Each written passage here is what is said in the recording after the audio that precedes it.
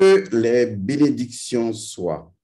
Avez-vous entendu parler de l'art sacré du sexe, du Maituna?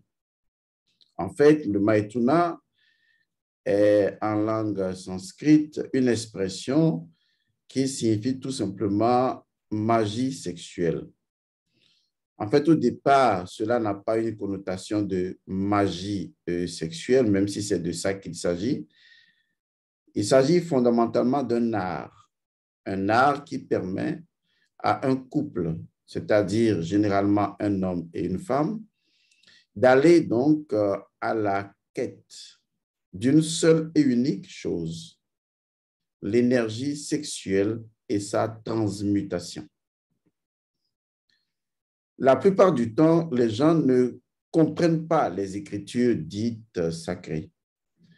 Comme par exemple la Bible, lorsque vous la prenez, tout le monde pratiquement pense que l'Apocalypse, signifiant donc en grec révélation, même si ce n'est pas la même signification dans les traditions initiatiques, les gens pensent que l'Apocalypse concerne, disons, une prédiction ou une prophétie de choses à venir. Et d'ailleurs, beaucoup de religions s'en servent à cet effet.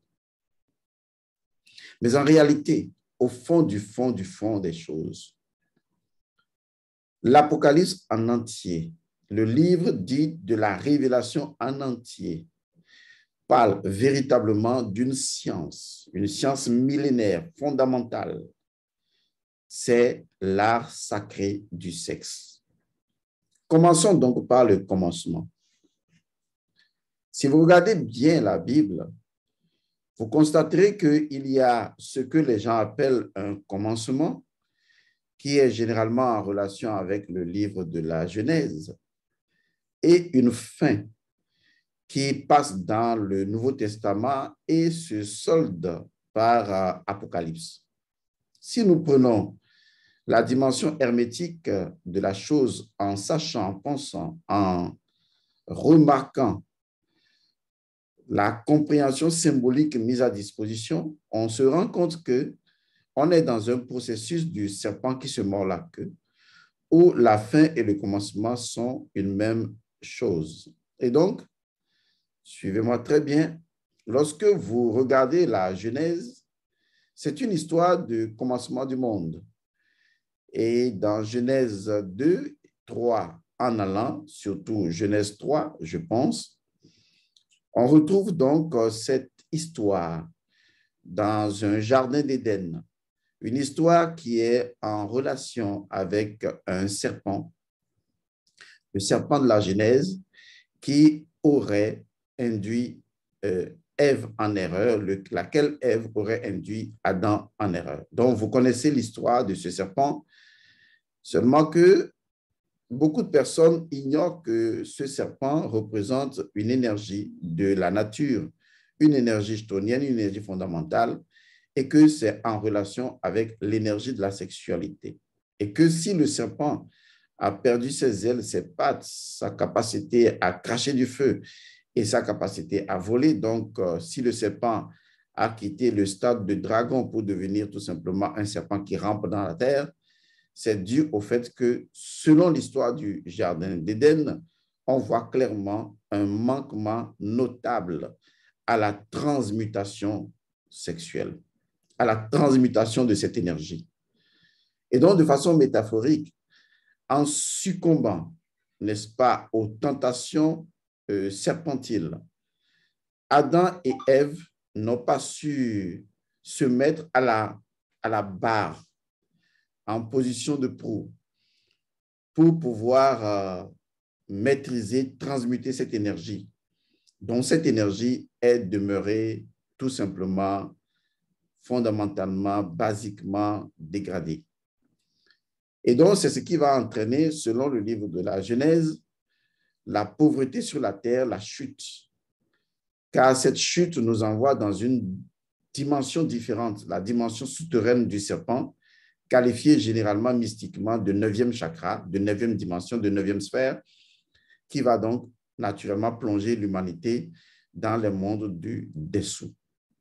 Et donc aujourd'hui, l'humanité a hérité de cette chute, c'est-à-dire de cette mauvaise pratique sexuelle qui consiste à laisser le serpent et ses tentations dominer notre conscience, dominer l'œil d'Horus, alors que logiquement, tout comme l'aigle ou le faucon peut plonger sur le serpent et le saisir de ses griffes, de ses pattes et l'emporter dans le ciel, ainsi, nous devrions normalement monter le serpent et faire de ce serpent un Uraï, c'est-à-dire un serpent comme les pharaons positionnent naturellement au fronton de leur tête, et avoir comme garant, comme gardienne, justement, le vautour à l'arrière. La plupart du temps, on ne remarque pas que ce sont des symboles purement égyptiens qui ont été vilipendés, qui ont été simplement falsifiés. C'est pourquoi l'Église n'arrive pas à expliquer ces mystères. Parce que pour les expliquer, il faut posséder ce que je pourrais appeler la conscience kamite. Il faut posséder la conscience de Kama. Il faut posséder cette capacité d'embrasser les choses de façon holistique, de façon principielle. Car ce qui est holistique est fondamentalement principiel. Et donc, on se trouve en face d'une histoire dans Genèse, qu'on retrouve généralement, je pense, si je ne me trompe, à partir de Genèse 3. Cette histoire très mal comprise, mais qui est en réalité en relation avec une pratique que nous avons au quotidien, la perte de notre énergie séminale, de notre sperme. Le sperme est en relation avec le squelette. Et quand vous perdez le sperme, vous perdez la solidité de votre squelette. C'est pourquoi vous allez voir que vous prenez une femme et un homme, les deux vieillissent ensemble. À un moment donné, l'homme commence complètement à se courber, à devenir faible. Pourtant, la femme tient debout. Vous le remarquerez certainement. Parce qu'à chaque éjaculation, l'homme agit sur son ossature. C'est ce qu'on pourrait appeler le prix à payer, alors que la femme également a un prix à payer dans le fait qu'elle porte ou doit porter un enfant. La nature a su équilibrer les choses. Prendre d'ici, compenser là-bas, prendre de là-bas, compenser ici. Parce que lorsque la femme porte un enfant, qu'elle accouche, c'est une grande partie de sa vie qui s'en va. Et quand je parle de sa vie, elle y met suffisamment d'énergie, suffisamment de puissance. Et ça, c'est ne pas payable en fait. Mais de la même manière, l'homme aussi investit une énergie incroyablement puissante. Et cette énergie, naturellement, lui coûte la vie. Chaque éjaculation coûte la vie à l'homme, mais l'homme ne le sait pas malheureusement. Et donc, la chute entraînera la mort. La chute entraînera la perte de la conscience. La chute entraînera la densification de la conscience, la noirceur de la conscience. Et donc, si l'homme qui représente le principe de la création tombe dans la chute, alors la création est perdue. C'est ce que ça veut dire lorsqu'on vous dit que Dieu a maudit toute la création à cause de ce péché, encore que ce n'est pas Dieu qui l'a fait.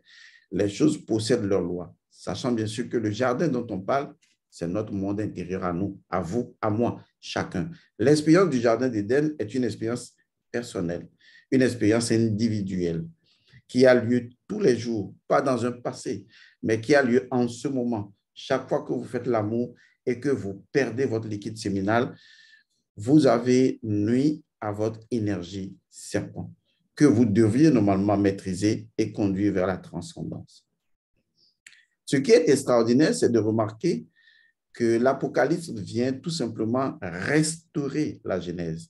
Oui, beaucoup ne voient pas vraiment le positionnement des livres dans le livre, dans la Bible. L'Apocalypse vient tout simplement restaurer la Genèse. Donc, quand vous prenez la Genèse, vous voyez la chute, surtout au chapitre 3. Quand vous venez, n'est-ce pas, au chapitre 3 dans Apocalypse et que vous allez vers cette église de l'Apocalypse, vous vous rendez compte qu'en fait, le cheminement est clair.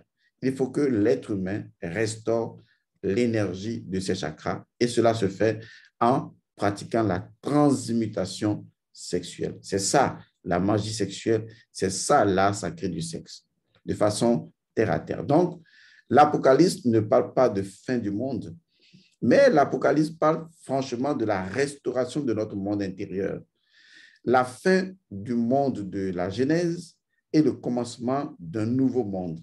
Si le monde de la Genèse dans le Jardin d'Éden est un monde intérieur à nous, eh bien, l'Apocalypse est également un monde intérieur à nous dans sa phase de restauration. Vous voyez, c'est très simple à comprendre. Donc, les 7 églises de l'Apocalypse, que ce soit depuis l'église d'Éphèse jusqu'à l'église de Philadelphie ou de Laodicée, en passant par l'église de Thyatire et les autres formes d'église de l'Apocalypse, ce sont simplement les 7 courants d'énergie des chakras. On vous parlera également de 7 sceaux, on vous parlera de 7 trompettes, parce que toutes ces choses sont en relation non seulement avec le nombre 7, mais fondamentalement avec la maîtrise du bâton de Moïse, si on peut ainsi parler, tout simplement la maîtrise de la colonne vertébrale. Car la maîtrise du bâton de Moïse, c'est la colonne vertébrale. La colonne vertébrale est le bâton de tous les rois. La colonne vertébrale est le serpent mis debout. La colonne vertébrale est le bâton sacré du magicien. La colonne vertébrale, c'est là que se trouve la clé. Donc, quand vous voyez un roi avec son bâton, eh bien, ça veut dire tout simplement que c'est sa colonne vertébrale. Il mérite de tenir ce bâton parce qu'il a réalisé sur le plan initiatique l'éveil donc des chakras. Vous voyez? Et donc, à partir de ce moment-là, on comprend que toute l'Apocalypse nous révèle en fait la magie sexuelle, la capacité de convertir, de transmuter le dragon qui pourchasse la femme qui est enceinte de l'enfant sacré qui est en nous. La femme, c'est notre âme. La femme et le dragon sont ensemble, exactement comme dans l'Ancien Testament où Ève discutait avec le serpent. De la même manière, dans Apocalypse 12, vous allez voir que justement, le dragon pourchasse la femme. Et pourtant, la femme sera cachée dans le désert, symbole que je vous expliquerai une autre fois, et la femme va accoucher. Et après, justement, cet enfant, ce sera l'esprit qui va naître de l'âme. Et c'est assez paradoxal, mais je ne vais pas l'expliquer pour le moment. Et quand cet enfant va naître, il va prendre le gouvernement de votre monde intérieur. Vous allez voir clairement que le serpent va donner naissance à la bête, mais qu'en fin de compte, eh bien, il y aura l'agneau. L'agneau n'est que la transmutation de la bête en une énergie, tout simplement, que vous allez appeler christifiée ou en une énergie aurienne, osirifiée, tout simplement. Et donc, quand on parlera de la nouvelle Jérusalem qui descend du ciel et qui vient parmi les hommes, il ne s'agit pas d'un phénomène qui concerne l'humanité, il s'agit tout simplement de la restauration de votre âme. Parce que, évidemment, votre âme possède 12 portes. Et on le remarque justement dans les traditions anciennes où le nombre 12 revient, que ce soit sous forme de saison, sous forme d'année. Et on voit qu'en réalité, les événements matériels sont mus par 12 énergies et que ces 12 énergies sont codifiées par une 13e énergie qui permet la propulsion dans une autre dimension. Et on a fait tout un mystère sur les 12 tribus d'Israël, des conneries par-ci, par-là, alors que toutes ces choses sont fondamentalement à l'intérieur de vous. Et donc, l'Apocalypse ne nous parle que véritablement d'une science millénaire, la science de la sexualité, c'est-à-dire tout simplement dans l'Égypte ancienne, on appelle ça Otep. J'ai déjà fait des vidéos là-dessus. Otep, c'est réconcilier les testicules de Seth et l'œil d'Horus. Parce que si vous malmenez les testicules de Seth, alors vous malmenez l'œil d'Horus. Ça, tout Égyptien élémentaire le sait. C'est pourquoi on portait, disons, l'oudjat, l'œil d'Horus, tout simplement au cou, pour montrer simplement qu'il y a une réconciliation, il y a eu Sematawi, il y a eu donc Otep, parce que là où on invoque l'œil d'Horus, on doit forcément invoquer les testicules de Seth, obligatoirement. Puisque, comme je l'ai enseigné dans plusieurs de mes vidéos, ce sont les objets du contentieux, ce sont les éléments du contentieux. Un élément du contentieux, c'est que Horus accuse, n'est-ce pas, Seth de lui avoir arraché son œil, que Thoth va réparer naturellement avec le morceau mystique. Mais au même moment, justement, comment on appelle, Seth accuse Horus de lui avoir arraché les testicules. Tout ça, c'est de façon métaphorique, mais on voit très bien que ce sont les deux éléments du contentieux. Mais c'est quand même extraordinaire. Les deux éléments du contentieux. Seth est jugé impuissant parce que l'utilisation qu'il fait de son énergie sexuelle ne lui permet pas de créer la véritable Égypte antique, ne lui permet pas de créer la véritable Kama, c'est-à-dire son monde intérieur. Et donc, celui qui veut construire son Kama, qui est en harmonie avec sa mélanine, doit fondamentalement maîtriser son énergie sexuelle. C'est la raison pour laquelle dans la communauté africaine, il y avait ce que je vais appeler une régularisation de l'énergie sexuelle au sein de la communauté. Les peuples africains savaient ça, que la première chose qu'il faut réguler au sein d'une société, c'est l'énergie sexuelle. Je l'ai répété plusieurs fois. Regardez aujourd'hui comment ça se passe dans le monde, comment ça se passe dans la société africaine. Personne ne régule l'énergie sexuelle. Au contraire, l'énergie sexuelle est sollicitée de part et d'autre de façon anarchique, sans réflexion, parce qu'on a des autorités qui ne comprennent pas que l'énergie sexuelle est au commencement de toute chose, et tant qu'une société ne régule pas l'énergie sexuelle au sein de la communauté, il y a problème. C'est ça le premier élément. Et donc, l'Afrique savait que, bon, quand vous êtes un homme, vous devez faire une initiation. Après l'initiation à travers la forêt, vous devez prendre une femme, vous devez faire ceci, vous devez faire ça. En fait, l'énergie sexuelle était tout simplement bien régulée au sein de la société. Et quand il y avait des problèmes au niveau de cette énergie, eh bien, il y avait des rites, il y avait des cérémonies de purification essentielles à l'énergie sexuelle. S'il y a une chose que l'énergie sexuelle, dont l'énergie sexuelle a besoin de façon absolue, c'est de la purification. Il y avait de la purification dans tous les villages. Vous entrez dans un village, vous vous purifiez parce que le village est instauré sur les deux énergies, à savoir l'énergie sexuelle et l'énergie de l'œil d'Horus. Et ça, ce sont les éléments fondateurs pour la paix, pour créer un village, parce qu'il faut créer d'abord la dimension spirituelle du village. Donc, il faut tenir compte de ces deux éléments sous forme de symboles qui constituent donc l'élément potentiel du village. D'ailleurs, vous allez voir que dans les traditions africaines, à l'entrée d'un village, on avait toujours de ces vaudous-là, surtout le legba ou djouti, avec un phallus assez long pour montrer simplement que ici est implantée, maîtrisée, vous voyez, l'énergie de la terre convertie en fertilité, tout simplement en énergie atome, si vous voulez.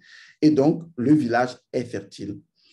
Et on avait même souvent les deux éléments, le phallus et le vagin. Ces éléments étaient symboliques. Les Africains les comprenaient. Parce que pour eux, le sexe n'était pas utilisé dans une perspective vicieuse.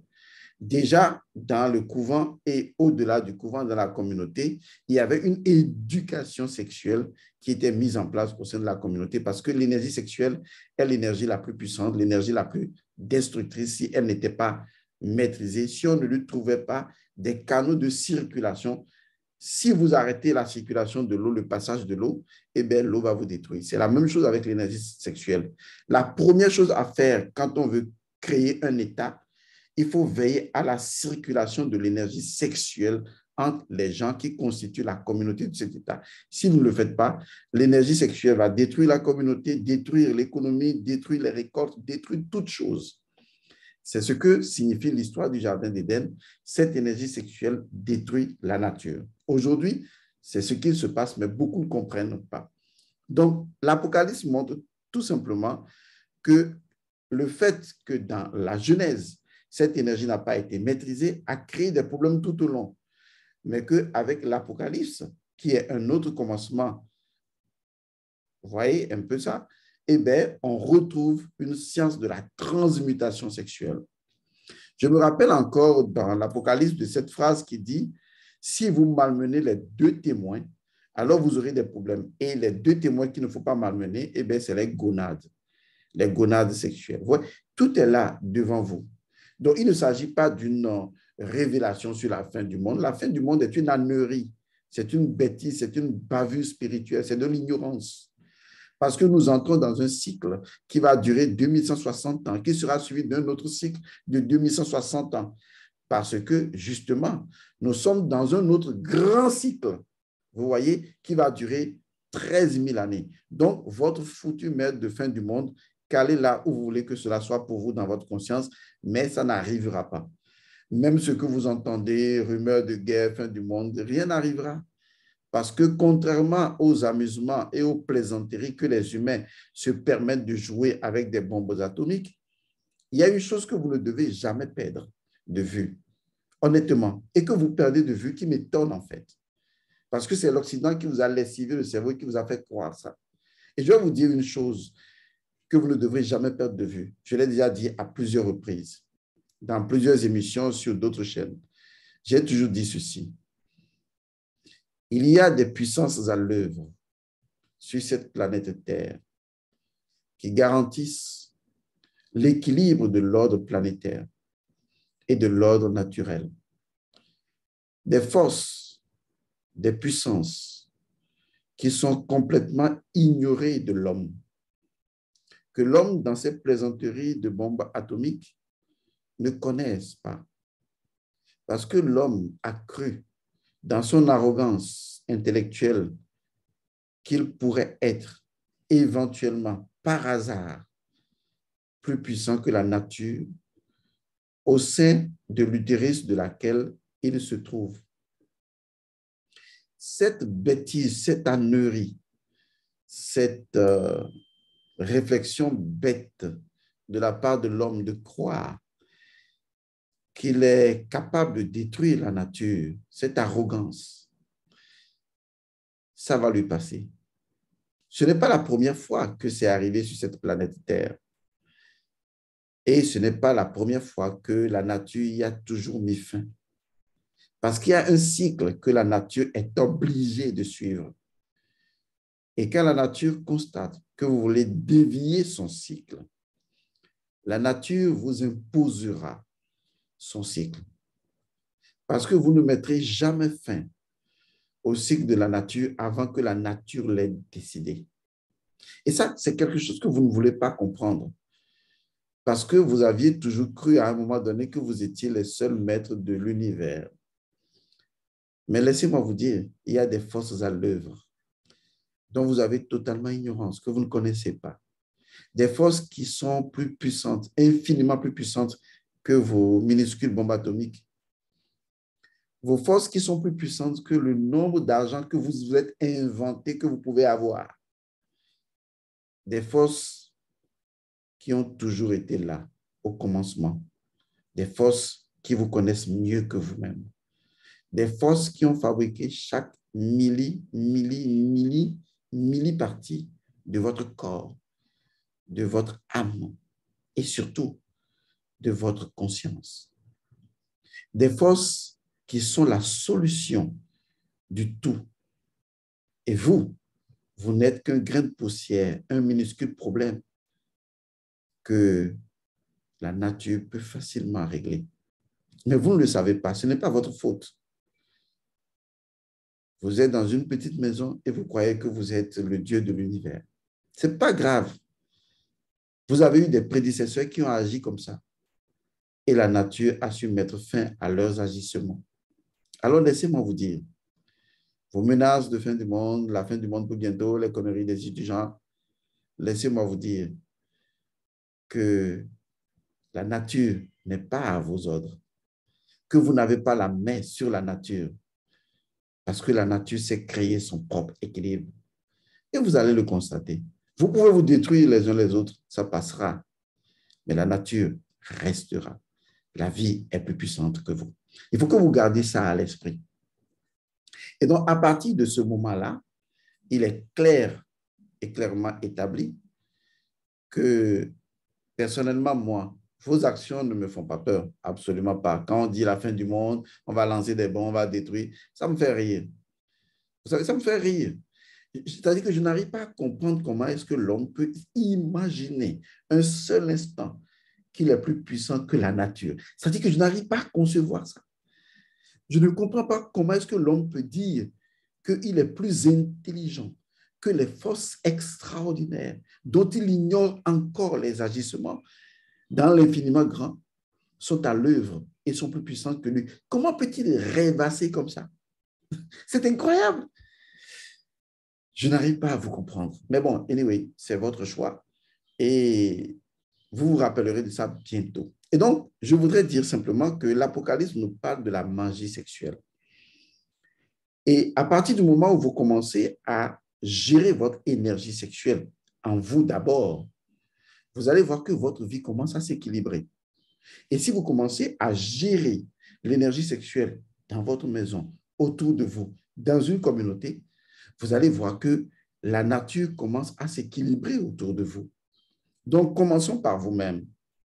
Faites une petite expérience. Prenez simplement 21 jours ou au plus 30 jours, un mois. Décidez, vous, homme, parce qu'il y a une part que l'homme joue et qui transmet l'énergie spirituelle à la femme après. Surtout quand l'homme n'éjacule pas, il transmet son énergie spirituelle à la femme. Je ne vais pas rentrer dans les détails pour le moment, mais je demande aux hommes de faire cette expérience. Faites l'amour pendant 30 jours, régulièrement autant que faire se peut. Faites l'amour tendrement, doucement, lentement. Pas de ces genres de choses qu'on retrouve dans les pornographies qui veulent montrer que l'homme est fort. Il faut savoir que la plus grande force, c'est la douceur.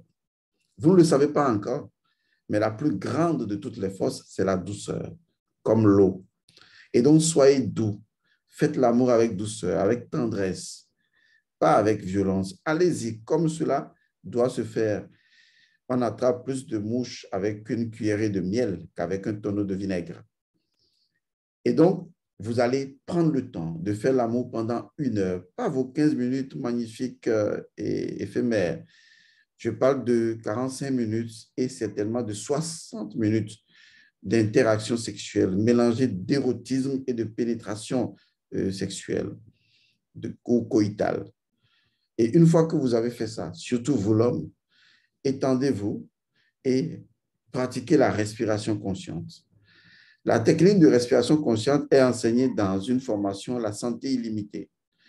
Ensuite, respirez consciemment. Respirez, ressentez l'énergie. L'énergie que vous venez de libérer, ressentez ça pendant longtemps. Vous allez sentir quelque chose dans vos couilles, dans la colonne vertébrale. Ressentez juste la présence de cette énergie et respirez profondément. Respirez pour que cette énergie se diffuse en vous. Communiquez avec cette énergie, dites à cette énergie de se diffuser dans tout votre organisme. Et une fois que vous aurez fait ces 30 minutes ou 15 minutes de respiration consciente, la seconde fois que vous aurez fait l'amour, faites pareil. Mais la règle d'or, c'est de ne pas éjaculer. Maintenez l'éjaculation, respirez ensuite. Faites l'amour, maintenez l'éjaculation, respirez. Faites cette expérience-là pendant un délai de 30 jours. Si c'est 3 fois que vous faites l'amour, il n'y a pas de souci. Si c'est 10 fois, il n'y a pas de souci. Ça importe peu. L'essentiel, c'est de ne pas éjaculer. Et surtout, n'attendez pas d'être proche de l'éjaculation avant d'arrêter. Vous pouvez vous amuser un peu et ensuite dites, je ne veux pas aller plus loin parce que je ne sais pas ce qui va se produire. Je vais tout simplement respirer. Et faites ça. Gardez votre énergie. Maintenant, observez. Première observation. Observez vos rêves. Comment vos rêves se présentent-ils? Vous serez étonné. Deuxième chose, observez votre corps, sa solidité, sa résistance. Comment vous vous sentez dans la totalité de votre corps? Troisième chose, observez votre mental. Est-ce que vous perdez encore de la mémoire? Comment est votre esprit? Est-il vif? Observez-vous. Et ensuite, observez autour de vous. Parce que cette énergie se diffuse dans votre environnement. Observez comment les gens vous regardent. Observez comment l'environnement change. Parce que vous ne pouvez pas faire cette pratique et que cela n'influe pas sur votre environnement. C'est juste de petites pistes que je vous donne pour vous permettre de comprendre jusqu'à quel point l'énergie sexuelle et la maîtrise de l'énergie sexuelle est le chemin de la réalisation de soi. Et qu'on ne peut jamais atteindre l'ouverture de l'œil d'Horus si on ne maîtrise pas son énergie sexuelle. C'est très important. Je vous remercie et je vous retrouve dans une autre capsule. Pour les personnes qui viendraient, vous qui viendrez à Paris, le lien de réservation pour le séminaire de Paris se trouve en bas de cette vidéo. Vous cliquez là-dessus, vous faites la réservation. Une fois la réservation faite, vous allez avoir des messages dans votre mail. Il y aura un rituel que vous allez pratiquer. Vous êtes libre de faire ou de ne pas faire. Et dans le rituel, vous avez un lien qui vous conduit à une vidéo explicative. Et enfin, le reste se trouve à l'intérieur de la documentation que vous allez avoir. Je vous remercie d'avoir suivi donc cette capsule et je vous retrouve dans une autre capsule. Paix et bénédiction à vous. Merci. Bonne fête de la lumière. Bonne fête d'Horus. Si seulement vous saviez ce que c'est. Oui, en fait, c'est vrai. Hein? Cette période-là, c'est comme ça. Mais est-ce que, bon, Godson, il ne faut pas aller sur un autre terrain? Où est-ce qu'on a pu arrêter là? Oui, c'est ici.